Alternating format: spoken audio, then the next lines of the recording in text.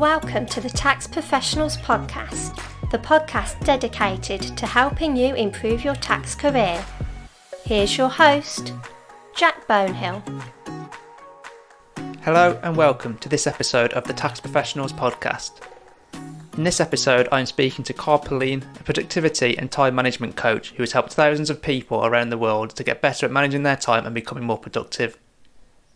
On the subject, Carl has written 3 books, created online courses, and actually has his own podcast called The Working With Podcast, where he answers people's questions about productivity and self-development. I came across Carl's podcast probably a little over a year ago now, and it's been exceptionally useful in helping me to become more productive. This is why I thought I'd invite him onto the Tax Professionals Podcast, and I was thrilled when he said yes. In the interview, Carl provides some really good tips and information to help you improve your productivity by better managing your to-do lists and emails. These are 2 areas that greatly impact how productive you are on a day-to-day basis, which has really affected my productivity personally as a tax professional. This was actually the first interview I recorded with a guest, so the introduction with Carl was around 6 minutes, which was much longer than I anticipated. So if you go to about the 7-minute mark of the podcast episode, you'll get straight to the useful information and tips. That's enough of me, let's jump into the episode.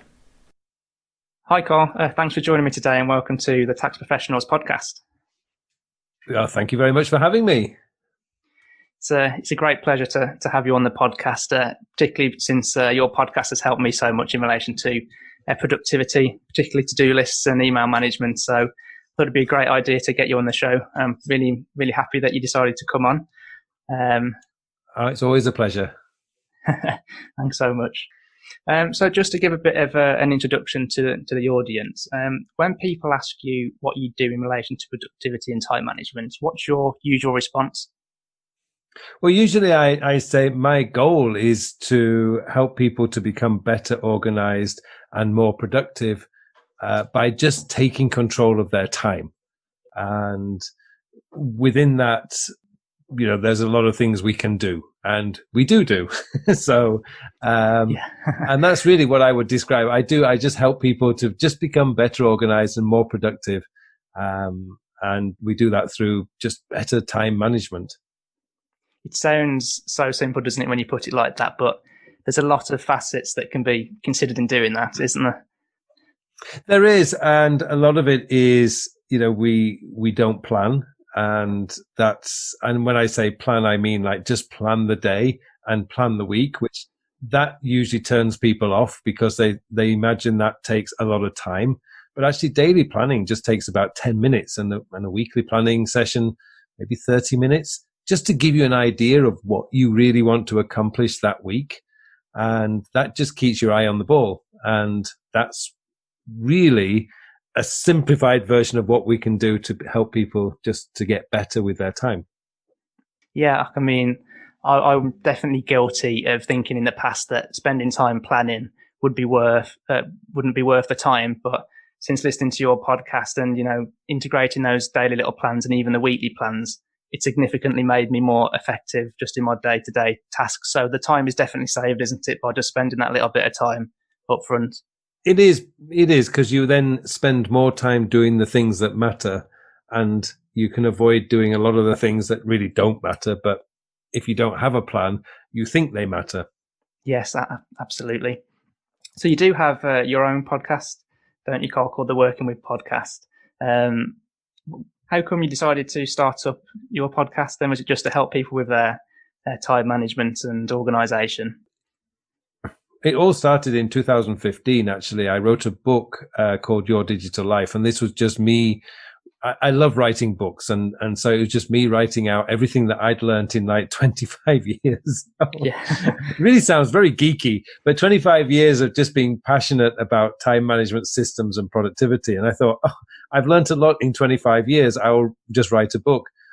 And then January 2016, I started the YouTube channel. And then in November 2017, I think it was, I started the podcast just as an additional because I just wanted to be able to help as many people as I can through as many different mediums. So I now have a blog, a YouTube channel, a podcast. I write for Life Hack magazine. I get it out there now. Yeah, there's lots of different mediums for people to take in the information, all being very useful for me anyway. Good. So I did notice actually when I was looking through your bio that you've actually done some work with tax inspectors before, maybe a while ago now. I did. I worked with the OECD. We're working with transfer pricing. That's complicated. And so, yes, I did. I worked with the OECD and we would. Obviously, I wasn't teaching tax because I'm not a tax planner, but I was teaching them how to communicate the message. So yeah, that was an interesting week. I did it twice for them, and it was definitely an interesting week. Yeah, it sounds like you put off tax though, with the complications of it. It's not for everyone, is it? Well, it is, and if you think about it, transfer pricing and tax, that area is probably something that's very hot right now because, like, my business is online. I live in Korea, but my business is in Ireland. And the tax arrangements are really complex, or to me, they appear very complex, because obviously the company pays corporation tax, but I need to be paid a salary. So I'm paying tax in Ireland. It's being wired over to Korea. Oh, it's all fun, but complex. It is, yeah. It's, I think that's the word to describe all of tax, to be honest.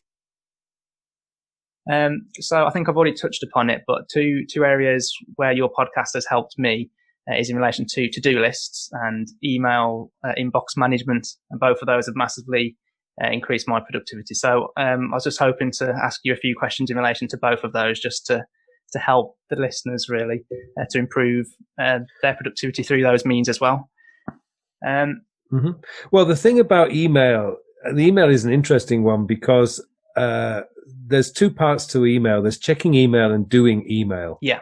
And the two are very different. And I think a lot of people confuse it. But the problem is when you just check email, you're not actually doing anything. You're just looking. Yes. And so you might end up, you look at your email at some point in the day and you see you've got 20 emails in there. You check it. And now you've got 20 emails in there that you've opened. Yes. But nothing else has actually happened.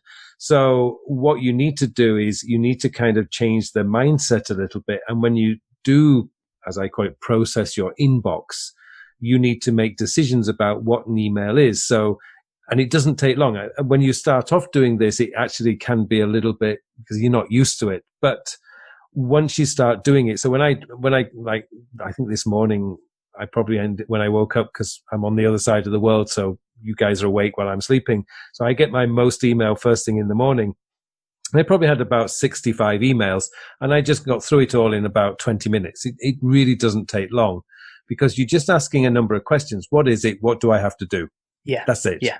And so, I see an email from some of my online students, for example, asking questions. Okay, I need to answer the question. It goes into an email folder that I have called Action This Day. Mm-hmm. Now, I stole that phrase. I wish it was mine, but I stole it from Winston Churchill. He used to have this amazing stamp. And whenever he had a document that needed action, he would stamp this document and this big red stamp which said Action This Day. And I just love that phrase. It's got so much like power in it. So I put the email in there and then I can deal with that when I need to deal with it. But it means that I've processed the inbox. So out of those 70 emails, I probably had about 13 or 14 that needed action. Mm-hmm. The other stuff was mainly reference or newsletters that I can have a quick scan and think, is there anything valuable? No, delete.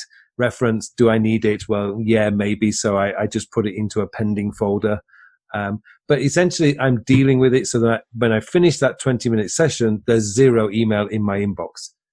Yep. So throughout the day, I spend most of my time in that Action This Day folder because that's all the email in there needs some action, either a reply or I need to add it to a project or something.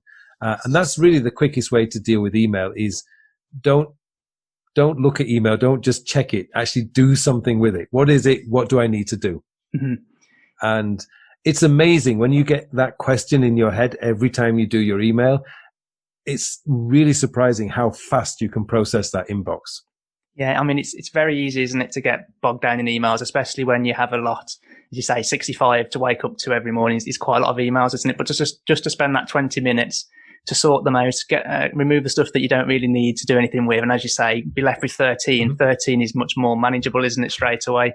And then you can focus on those. It is. And, I take it kind of to a different level. I kind of challenge myself that I reply to all those emails within 24 hours. It just gives me a sense of urgency. And it also means that I'm clearing my action this day folder every day, which is nice. I say every day. It doesn't actually happen every day, but more often than not, it does. So say out of a period of, say, 5 days a week, I'm probably clearing it 3 to 4 days a week. There are some days where they're just particularly busy and I don't have time, or I'm just too tired at the end of the day. But more often than not, I will clear both my inbox and my action this day folder. And that's really the goal. And I kind of enjoy challenging myself like that. So it's good. You definitely got more discipline than me with that anyway. So I've kind of got a similar method now where I have action urgent and action non-urgent, and anything that I need to action quickly, I'll put into my action urgent folder. And then if at the end of the day it's still in there and I feel like it doesn't need to be done right now, then it becomes no longer urgent. So I drop it into my other folder. So that's probably not the greatest strategy, but it's something that I'm using at the moment because I don't always have the time, as you say, to do it at the end of each day. And kind of the nature of the tasks we have, maybe I'm just using it as an excuse here. It doesn't seem to always work for me. So some days I do end up moving them into a different folder and coming back to them on a different day.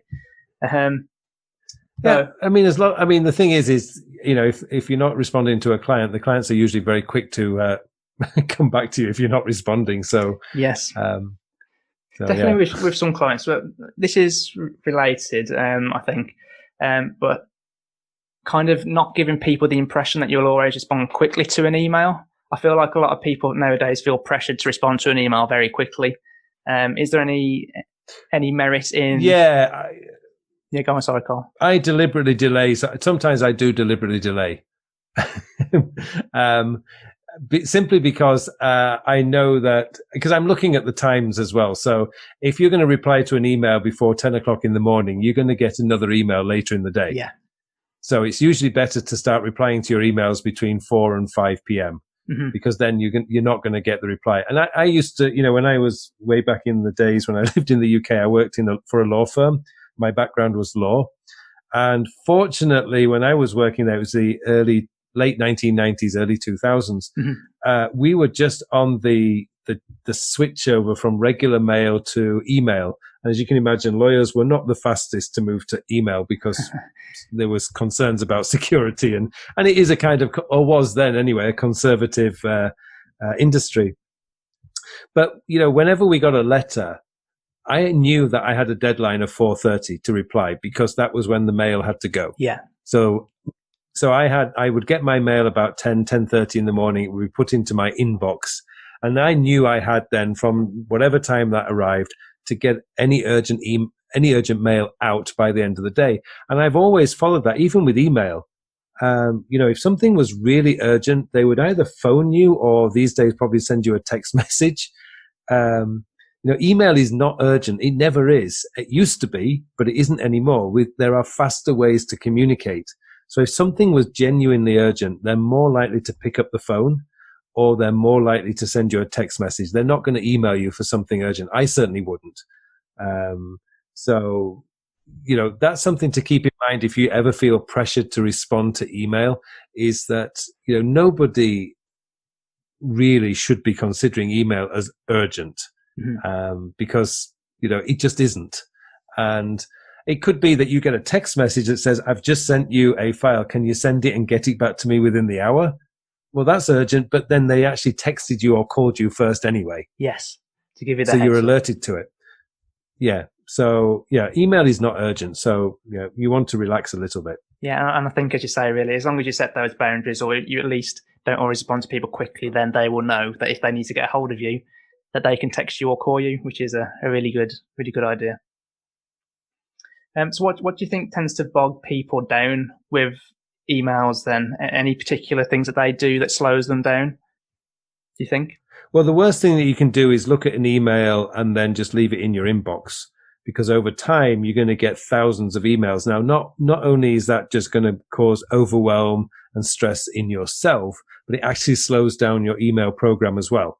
Yes. And just finding stuff is crazy. I mean, it's impossible at some point unless you're really good at using search.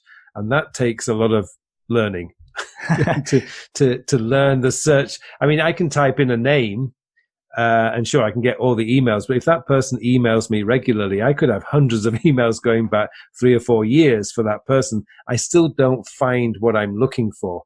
So really, if you want to stay on top of email, the goal should always be to clear that inbox every day and don't leave stuff in there. Just move it to another folder. It could be a waiting for folder, as I got a pending folder, an action folder. But just get it out there. If you work in projects, or maybe like if you've got clients, maybe where that client likes to email a lot, then perhaps create a folder specifically for that client so that all their emails are in there.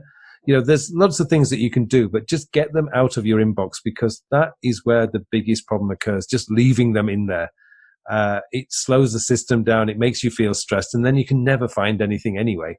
Yeah, I mean, I definitely didn't appreciate simple organization. Yeah, I mean, I definitely didn't appreciate the concept of, I think you call it inbox zero, don't you? Trying to get your inbox down to it's zero. Inbox zero, yeah. Until fairly recently, actually. So even after I'd listened to some of your podcasts, I started using more folders and stuff to make sure that, you know, I could see all the urgent ones I needed to action, but I didn't apply the inbox zero principle. And I've done that a few weeks ago now, and it just seems to declutter my mind a bit. I'm less worried about missing emails because I know that if it's not important, it's moved somewhere else. Just having that, as you say, it reduces overwhelm massively, for me at least anyway. That's definitely helped me so much in the past few weeks, especially with lockdown and not being able to go out, and most correspondence being by email. Definitely something I would suggest everyone gives a go if they don't do that at present. Yes. Yeah. Yes. You mentioned before about the using a to-do list manager, and I think that's a really important thing, particularly today, because we do have so much stuff being thrown at us. I mean, we touched on email there, but there are other inputs as well. As we mentioned, text messaging. A lot of companies use software like Slack or Microsoft Teams or Rike or something like that, and that's a lot of input coming your way too. So how do you manage all that as well as the email?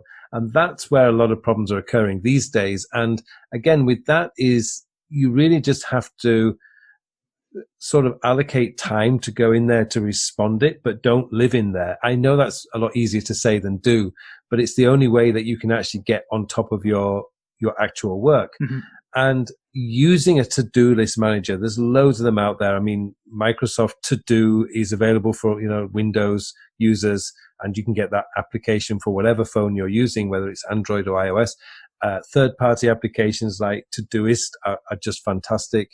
And there's, like, if you're in the Apple world, there's the Reminders app. Google has Tasks, I think it's called. There's some really good to-do list managers out there. And just having a list of all the things that you want to get done today and this week can really just keep you focused on getting that work done. Because, as I say, there's so many distractions from messages, emails, Slack, Microsoft Teams. You need a place to just tell you, these are the important pieces of work that I should do this week. It's very easy to get lost in all these inputs that are coming our way. And we just have to get hold of them and just manage them a lot better. And to do that, a to-do list manager, even a pen and piece of paper with a list of the things that you want to get done, can really just help keep you focused on what you want to get accomplished today and this week. Yeah, I think a lot of people do still use a paper to-do list. But when you're trying to coach people and help them, would you recommend them to use some form of to-do list manager instead, rather than just paper? What do you think the benefits are of using that? I do actually. It's more a case of, particularly now, we carry our phones with us everywhere we go, even to the bathroom. And, so our phones are generally with us wherever we go. So, and it's amazing where we get ideas and where we think, oh, I must remember to do this. Oh, I need to remember to do that. And if you're not at your desk with your pen and piece of paper, you're just going to for I find that the best tools to use now are digital for for like your tasks and your to-dos. And so having a to-do list manager on your phone that synchronizes across to your computer as well, your laptop or your desktop, that really helps you to keep on top of all the things that are coming your way. And, I'm walking the dog in the evening or something and my phone's in my back pocket. I'm not using it, but, occasionally I will sort of, I need to remember to do this. And I've got my phone with me so I can just quickly capture it into my to-do list. Yeah. And then I can see, later when I get back to my desk, I'll say, right, yeah, I've got to do that today. But if I don't capture it, if I don't collect it and put it somewhere, I'm going to forget it. Mm-hmm. And then I'm going to get the phone call or the email or the message to say, have you done this? And go, I know the feeling. So, yeah. So a lot of that though is the habit, because it does take a little bit of time to develop the habit of collecting this stuff into a central place like your phone, but they are really worth it. So I'd always say to people these days, you just need three tools really, which is a to-do list manager, a calendar, and a notes app. Mm-hmm. And if you've got those three things on your phone and on your computer and they're talking to one another, then you've got everything you need to be really, really productive. Yeah, capturing the points immediately when they come to mind. Yeah, you kind of again, it comes back to kind of clearing your mind in a way, doesn't it? As soon as it's out of your mind, you can stop thinking about it and think about other things. And also there's the risk of... Well, your mind is terrible. Yeah, your mind is just terrible at telling you things. It sort of reminds you at 3:00 in the morning that you need to buy milk. Yeah. When, just when you cannot do anything about it. And so it never reminds you when you're actually in the supermarket. It just reminds you when you're not there. Or when you're just walking out of it and you're thinking, damn, just forgot to get the milk. Yeah. So it's much better. Like I actually these days, because of the technology, my wife and I have a shared shopping list. We use Apple reminders because we both have an iPhone. And it's great because she can add stuff on there wherever she is. She can add, I think she added carrots or something on there yesterday. I didn't know until I got to the supermarket today and I just opened it up and there it was, carrots, and it was on the list. And, she didn't even have to tell me.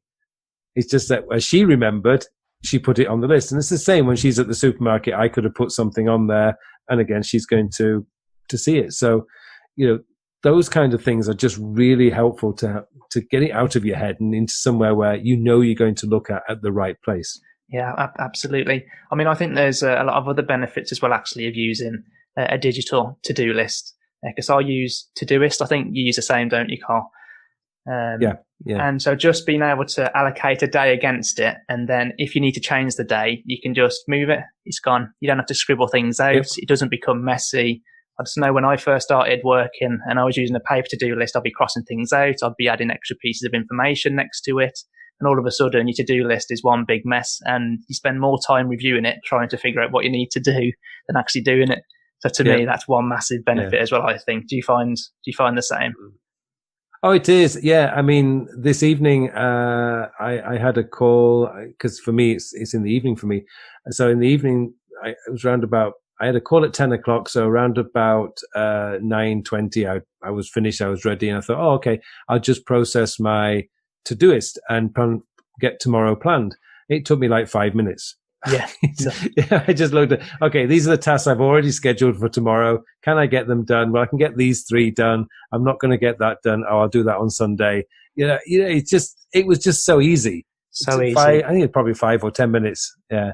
But you're right. If you had a piece of paper, it's a little bit more difficult because you're scribbling out or you're changing the dates. And digital technology does help you to be much more efficient. Yeah, I've been trying to convince my my boss actually for a while now to move away from a paper to-do list. So I might send her this way after the episode becomes live. Maybe give her some inspiration to try something a bit different. So just in relation to to-do list, then, is there anything in your experience that people tend to do that really negatively affects their productivity through their to-do list? They overcomplicate it. There's a lot of advice out there, particularly if you're going to YouTube or places like that, which have these very, very complex hierarchical project structured to-do lists. And they work if you don't have too many projects. Mm-hmm. But these days, that isn't really how the world generally works these days. We have lots of mini projects and lots of different projects. And I found that really the only thing that really matters is when are you going to do it? Yeah. If you only have to make the decision about when are you going to do it, then really you only need like a few folders. I just have this week, next week, this month, next month, and long term. Those are the only folders I use in my Todoist, and it's really quick. Then when I collect something, and like I think there was something I need to contact the bank, and I looked at it and I thought, oh well, it's Friday now, so I can't do anything about it this week. So I just dropped it into next week's folder, because I know on Sunday I will go into that folder, move everything forward and add a date. So I'll move it into this week's folder. So it's really easy then. I've just added a date based on what my calendar is telling me my week is looking like. So if say, for example, Wednesday is really busy, I'm obviously I'm not going to put too many tasks in for Wednesday, but Tuesday might be very quiet, so I can just put a load more tasks in for Tuesday. So that's why I said about the 3 tools is, the to-do list, a calendar, and a notes app just allows me to give me the tools to be able to plan this week. And it doesn't take very long at all. I mean, for me, my weekly planning session takes about 30 minutes on a Sunday. So I just make a cup of tea, and sit down, put some music on, and just go through it and think, right, I'm ready. Bring on the week. Makes it much more enjoyable with tea and music. Oh, it does, yes. Yeah. So you did touch upon there about kind of looking ahead and how busy you're going to be on each day, then allocating tasks based on that. In the past, I've definitely been guilty of putting too many actions down to one day, and it's never going to be possible to do them. Is that a mistake, do you think, to do on your to-do list? Can that? It is. It's a little bit like what my mother used to say to me when I was a child. She always used to say that my eyes were bigger than my stomach. and I'd always pile too much on my plate and then not be able to eat it. And it's the same with tasks. We do exactly the same. We think we can do a lot more than we can realistically can. So it's really, if you do decide to become more productive and you do decide to put in a system in place to help you, then one of the things that you usually find is you've got to find that balance as to the actual amount of work you can do per day. Based on experience. It's not so when you first start, you're going to overload yourself because we just do. But over time, you start to learn, well, realistically, this is all I can get done each day. But then you become much more relaxed, because then you start to be able to plan your days better. Yes. But it does take a little bit of time just to get used to that. Yeah. And I mean, I've been using Todoist and trying to not overwhelm the daily tasks for about a year now, and I would say I'm only just getting there with not putting too much in each day. And to be honest, sometimes you can put less tasks down, and then if you've got more time, you can always look at a day ahead and take a task from there, can't you, and bring it forward a day. So it's not the end of the world. No, it isn't. It also then helps you to get better at prioritizing, which is another factor that if you do become very good at prioritizing, that means you start focusing on those 80% tasks. There's 20% tasks that do 80% of the actual work. Yes. So you're in the tax planning area, and one of the things I have I use an application for my accounts called FreshBooks. Yeah, and I'm kind of new with it. I've only been using it for about 2 months, so I'm on a steep learning curve at the moment. But I do a little bit every day, and it's just like 20, 30 minutes a day that I just deal with it. And it's great because every time I go in there, I'm adding receipts, I'm adding incomes and stuff like that. And I'm learning, and I'm getting faster and faster and faster. So when I first started, it used to be an hour a day, which was really a pain. But after about 2 months, I've got it down to about 20 minutes a day now, which I can accept that. And I know it's going to take me 20 minutes to do. And if I skip it, it's going to take me 40 minutes to do tomorrow. So I don't want to skip it. So that's like an incentive to me. I'd rather spend 20 minutes today and just go to bed maybe 20 minutes later than have to spend 40 minutes tomorrow getting it all up to date. And you can definitely do that with those repetitive tasks that, it always takes you 20 minutes. But what about those tasks where you don't really know how long it's going to take you before you start the task? Is there anything you would do in relation to that? Would you take a guess? Would you be prudent? To be fair, I usually take a guess. I'm building a workshop for a client of mine over here at the moment, and I built workshops before. This is actually a 2-hour workshop. So, but but whether it's 2 hours or 4 hours, it doesn't usually make much difference in terms of preparation time. But I know I'm going to need at least 2 hours to sketch it out. And I'm probably going to need about 4 hours to build the slide deck and maybe another 2 hours to build the workbook. So in total, I know I need to find about 6 to 8 hours to build it. Yeah. And so knowing that from the start, I can then plan it out, say, in a week or over 2 weeks. So I say, right, I need to block 2 hours to do this. I need to block 4 hours to do. I would never actually do a 4 hour block because that would just kill me. But I would probably do I block time on my calendar for some of these bigger projects. So, if you're in tax planning and you're getting to the end of the tax year, there's going to be a lot of work to do. And so you're going to have to start blocking time out to be able to get that work done. That means that you put aside email, you put aside the phone calls for a couple of hours and just sit down and do that work. The world is not going to end. And if you tell your boss, if you tell your clients, I'm not going to be available, it's tax planning, it's tax week now, for example, and you can send an email to all your clients saying, I'm not going to be available between 9:30 a.m. and 11:30 a.m., but you can call me in the afternoon or you can call me before 9:30.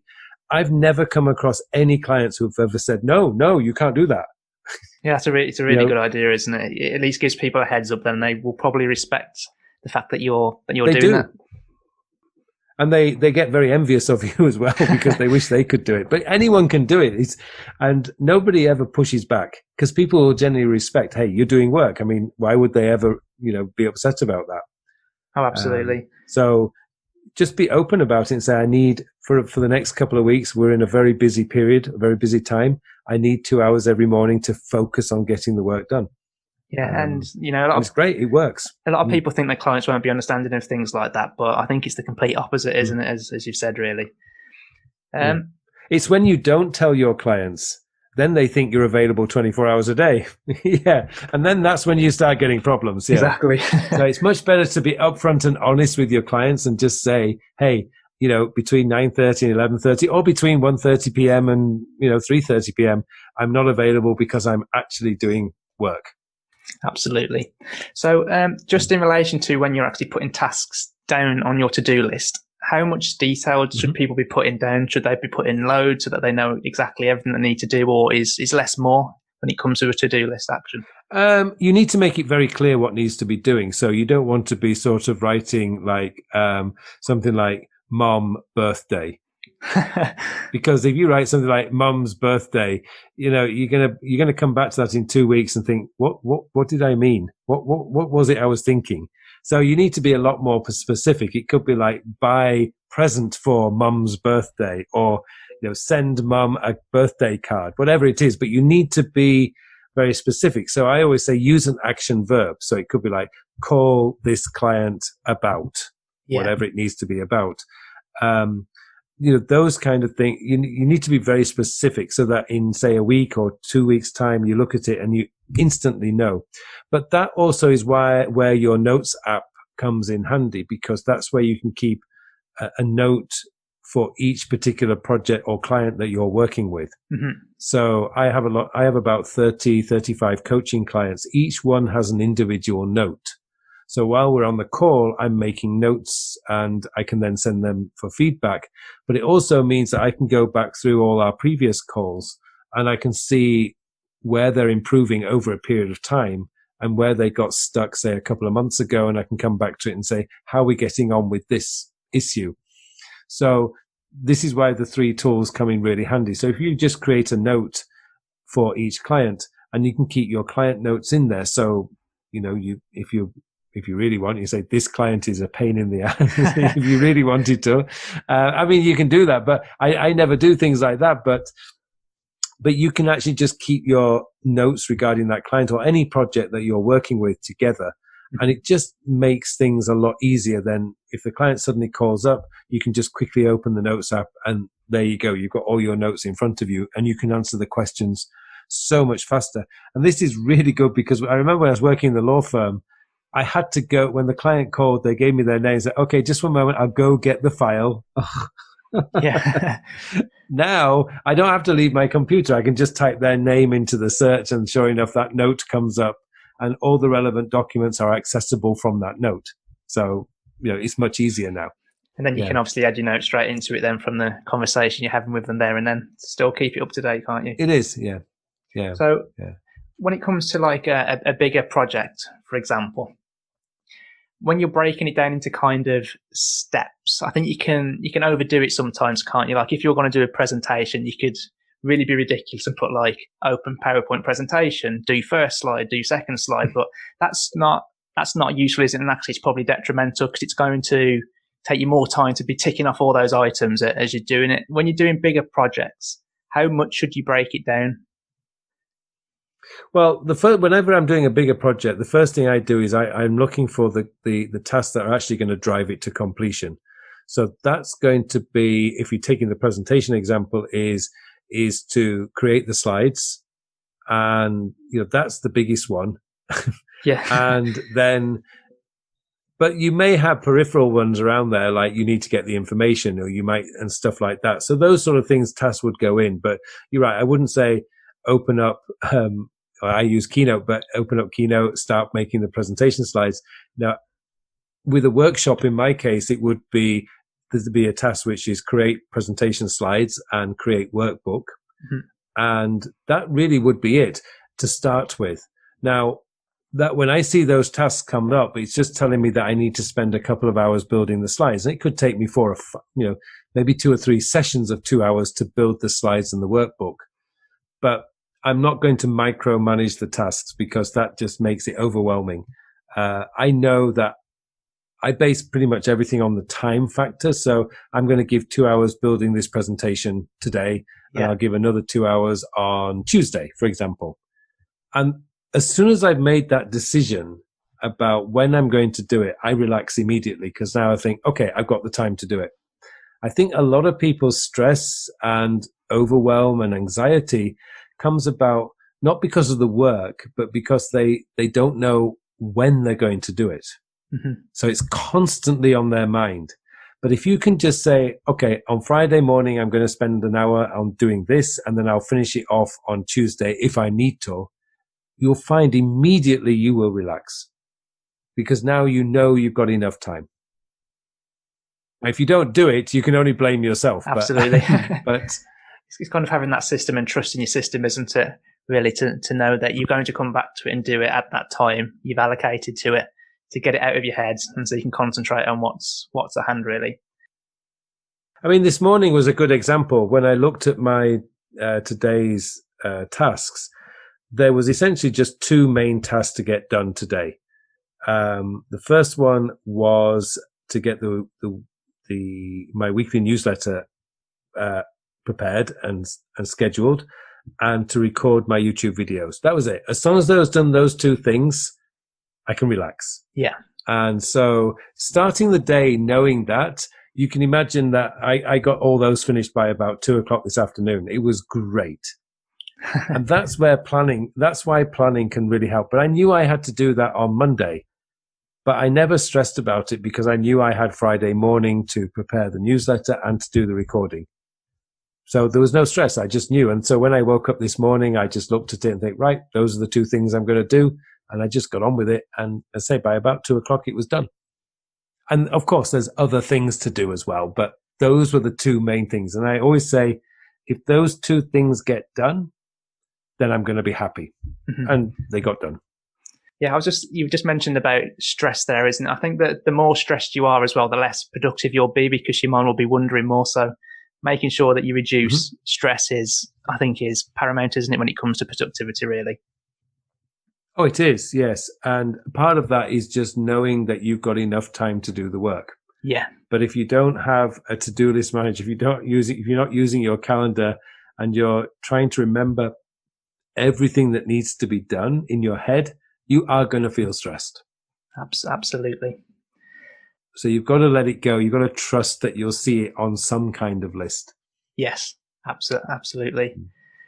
We've talked a lot about kind of how to capture stuff on your to-do list with the detail and how much detail there should be when breaking it down for bigger projects and stuff. But is there anything that you would suggest shouldn't be put on a to-do list and should be put somewhere else, say your calendar instead?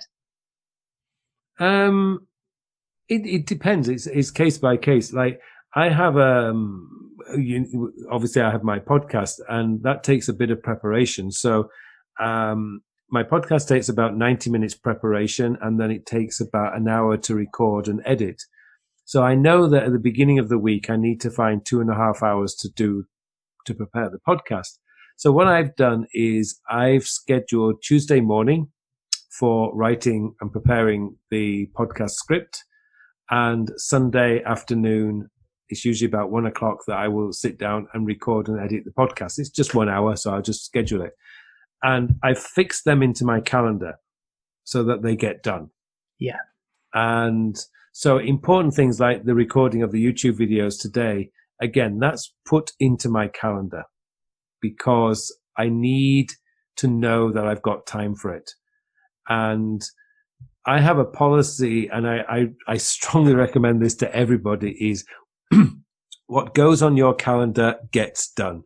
So your to-do list manager, you can reschedule if you don't have time, that's fine.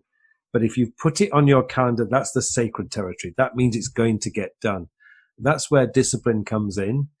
But it's also how you can manage your stress much better because you can see that you've got time to do the work. Yeah. And I've got a client, and she's an I don't know an emergency room doctor, professor at a university in the US. And, she uses her calendar basically to schedule even her rest time and her me time and her family time.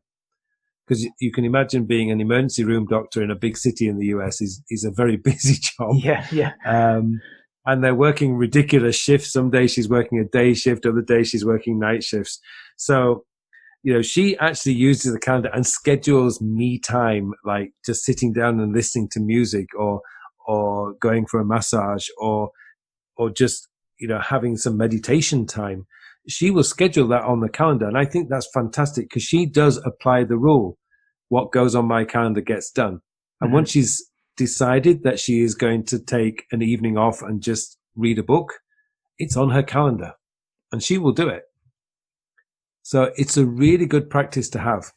Absolutely. I mean, I've tried doing that myself, but I find it a bit too rigid. I like a bit more flexibility for those things that don't absolutely need to be done. But I suppose in her case, that relaxation time is a necessity because she doesn't get any other time to do it. I mean, to be fair, I mean, she doesn't write, she doesn't put in the calendar, read the book. She just puts me time. That gives her the flexibility to do whatever she feels that she's in the mood for. And family time as well. Because she distinguishes me time is time you spend on your own, doing the things that you want to do, watching the TV shows you want to watch. And family time is doing stuff with the family. So she does distinguish between that. But it is very effective and really useful. Yeah. And I think if you are going to be disciplined about something like that, you've got to make sure you keep it up, haven't you, really? Because if you drop it just once or twice, then it's very easy to get into that routine of dropping it then and not doing it when it's in your calendar. So I know. I mean, it is really hard, but I always tend to ask myself, well, if I don't do it, what's stress going to do to me? And, being disciplined is not going to kill you, but stress will. So that is one way of looking at it. And that was one of the ways that I look at it. I mean, I can't remember the last time I actually felt stressed, which is nice. It goes to show that at least your own systems are working well for you then, Carl. Yeah. But it's only about I mean, it doesn't feel like I'm making an effort anymore. I don't need to live in my calendar. I just look at my calendar. Like tomorrow I know that I have a call that will finish at 5:30. Yeah. And so from 5:30 until my next call, which is 10 p.m., I've just put down TV time. And, I can watch, YouTube and watch 8 out of 10 Cats Does Countdown or something. I can do whatever I want to watch. There's quite a few of my favorite British comedy shows that I'm watching, like Would I Lie to You and Lee Mack, and I can just vegetate on the TV. It's just TV time, and I could be in the mood to watch a movie. It doesn't really matter. To me, it's like I just look forward to it. I sit on the sofa, and it's something to look forward to. A bit of a busy day tomorrow, but I know at 5:30 I'm free to do whatever I want, and that's just so nice. It is, yeah. Would I Lie to You is really good. I'm a big fan. Yeah. If you get time to watch a bit of that. Just Yeah. to wrap up the section of to-do lists then, if you're to give someone 3 tips so that they can improve their productivity through their to-do list, what do you think they would be? Mm-hmm. Well, I would say that collect everything into some kind of to-do list manager or piece of paper if necessary. Just get it off your mind. And that doesn't take a lot to start getting into the habit of doing. It just takes a couple of weeks and you're doing it. You just have to be very conscious of it. Oh, don't trust your mind. Just write it down, capture it in your phone, get it on a piece of paper. Another one is just to spend a little bit of time, either Monday morning if you want, or Sunday. Just plan the week out. Look at what you've got scheduled, that's appointments like meetings and social occasions that you may have, and just say, right, these are the big tasks that I want to get done next week, and just put some time in when you're going to do it. Mm-hmm. You'll start to feel so much better, and essentially just then focus on getting the work done. And there's quite a lot of tips that people can give you, is like, just get better at saying no. Mm-hmm. But that's a whole different chapter. Yes. Something I definitely need to work on, I think, saying no a bit more. So where can the audience learn more about you then, Carl, and your productivity? Well, everything that I do is on my website, which is carlpullein.com. So my YouTube channel's there, podcast is there, blog is there, online courses, everything is there. Excellent. And so they can take a look and decide what they want to do from there. So now I have a free online course. It only takes about 40 minutes, called COD, which is Collect, Organize and Do, which just goes into a little bit more about the framework of collecting and organizing it and then doing the work. It's a free course, so anyone can take it. Everything's on my website, carlpullein.com. Excellent. I'll make sure there's a link to that in the show notes as well. Okay. Thanks, Carl. You're welcome. It's been a pleasure. A lot of information provided by Carl there, but I hope you found it useful. In relation to to-do lists, why not take a look at a digital to-do list manager? Personally, this has massively improved my productivity. In relation to emails, why not try Inbox Zero? You can find the links mentioned in this episode, some suggested digital to-do list managers, and an episode on Carl's podcast in relation to Inbox Zero at the taxprofessionalspodcast.com/TTPP2. That's the taxprofessionalspodcast.com/TTPP2. That stands for the Tax Professionals Podcast Episode 2. Until next time.